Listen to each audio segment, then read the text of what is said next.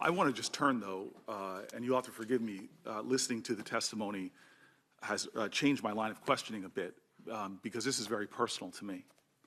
I sit here right now because when good white people in this country heard bigotry or hatred, they stood up. Moving into my home community, we were denied housing because of the color of our skin. And there was white Americans from Bergen County who banded together to fight against racism, to fight against hate speech, to fight against people who had broad brush generalities about people based upon their ethnicity, based upon their origin, based upon their religion. What went on in the White House, what went on in the Oval Office, is profoundly disturbing to me. And I'll tell you this, I heard about it when I was in Puerto Rico, when it happened. And here I was there trying to help a community dealing with savage challenges. And I can't tell you how many Puerto Ricans brought up that conversation in the White House. I returned to Atlanta to go to the King Center Awards, and from the greatest luminaries from the Civil Rights Movement down to average Americans, this was on their mind. I returned to Newark, New Jersey, and I talked to African Americans from Africa. I talked to Central American Americans. I talked to regular Newarkers, and this was top on their mind. Yesterday, I talked to the ambassador from Haiti, and to see all that they're doing as a result of this conversation. Now, I've been in the Oval Office many times, and when the commander-in-chief speaks, I listened. I don't have amnesia on conversations I had in the Oval Office going back months and months and months. And I've had individual meetings with the president, and I've had group conversations where there was, as you said, crosstalk. And why is this so important? Why is this so disturbing for me? Why am I, frankly, seething with anger?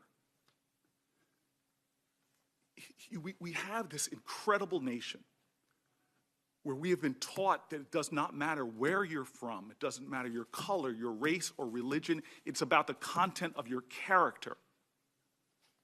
It's about your values and your ideals. And yet we have a language that from Dick Durbin to Lindsey Graham, they seem to have a much better recollection of what went on.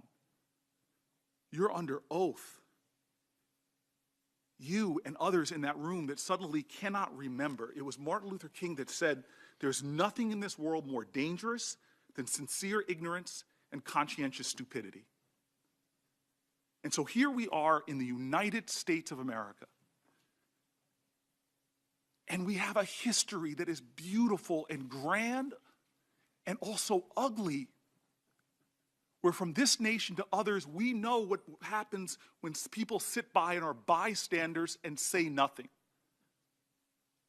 When Oval Office rhetoric sounds like social engineering, we know from human history the dangers of that. Our greatest heroes in this country spoke out about people who have convenient amnesia or who are bystanders. King said, a man dies when he refuses to stand up for that which is right. A man dies when he refuses to stand up for justice. A man dies when he refuses to take a stand. Elie Wiesel says, we must take side. Neutrality helps the oppressor, never the victim. Silence encourages a tormentor, never the tormented. Gandhi said, silence becomes cowardice. Cowardice when the occasion demands speaking out like Lindsey Graham did and acting accordingly. This idea that the commander-in-chief of this country could, with broad brushes, talk about certain nations and thus cast a shadow over the millions of Americans who are from those communities. And that you could even say in your testimony the Norwegians were preferenced by him because they're so hardworking. I didn't. Excuse me, let me finish. Happy to. Let me just draw a connection of why that matters. I'm sure you remember the 6 words from our president, the 6 words that he said after Charleston, Virginia last summer. People marching with tiki torches and hate, when he said there are very fine people on both sides. very fine people on both sides. When the commander-in-chief speaks or refuses to speak, those words just don't dissipate like mist in the air. They fester. They become poison. They give license to bigotry and hate in our country. I know you're aware of a 2017 GAO report that found, and I quote, out of the 85 violent extremist incidences that resulted in death since September 12, 2001, far right-wing violent extremist groups were responsible for 73%. When I go through the Black Belt in the South, when I'm in Atlanta, black churches in Newark, they're concerned about jihadist Islamic terrorism.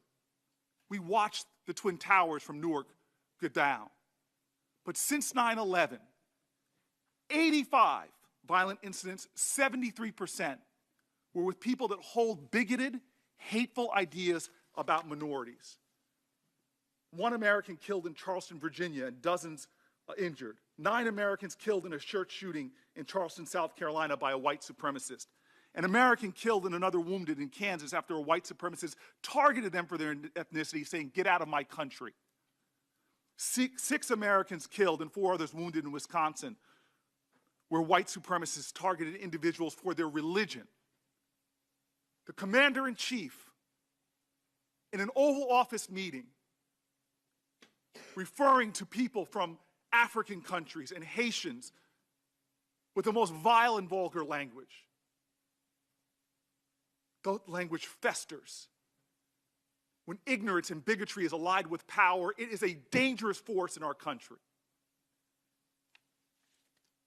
Your silence and your amnesia is complicity.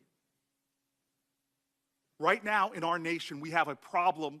I don't know if 73% of your time is spent on white supremacist hate groups. I don't know if 73% of your time is spent concerned about the people in fear in communities in this country, Sikh Americans, Muslim Americans, Black Americans. The fact pattern is clear of the threats in this country. I hurt.